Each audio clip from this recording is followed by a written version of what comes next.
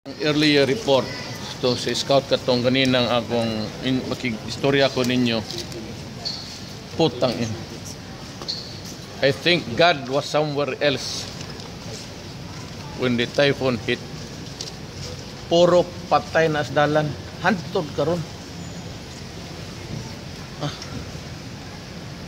Mga tao wala elektrisidad, way pagkaon, way tubig, ang tanang patay na asdalan, ang mga tao gatan-aw nila sa langit.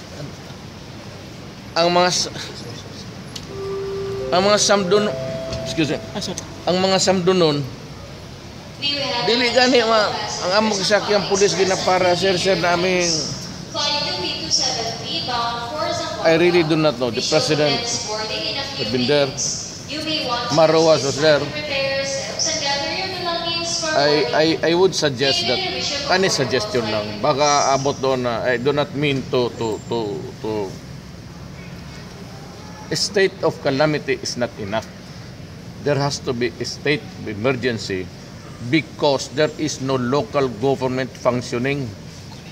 Yung inaasahan nila na police, army, pati mga social workers, taga-gobyerno, lahat sila biktima, lahat sila may patay. Pati police, pati army doon patay. So there is no city government functioning. Hindi naman ako nag-ano, pero as a Filipino, I have to say something. Ang mga patay na sa dalan. As I said, I do not mean to be. God must have been somewhere else.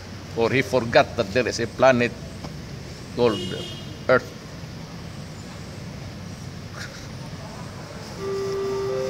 Di ko malaman kung iiyak ako. I cannot shout in anger because you cannot be mad at anybody there. Maraming mga taga-Davao na nagbibigay ng pangalan to check. Walang barangay doon, walang gumagalaw. Ang mga tao parang zumbis naglalakad sa daan na humingi ng pagkain. Anak, kadampot ang ina. Kaya itong buhay na to.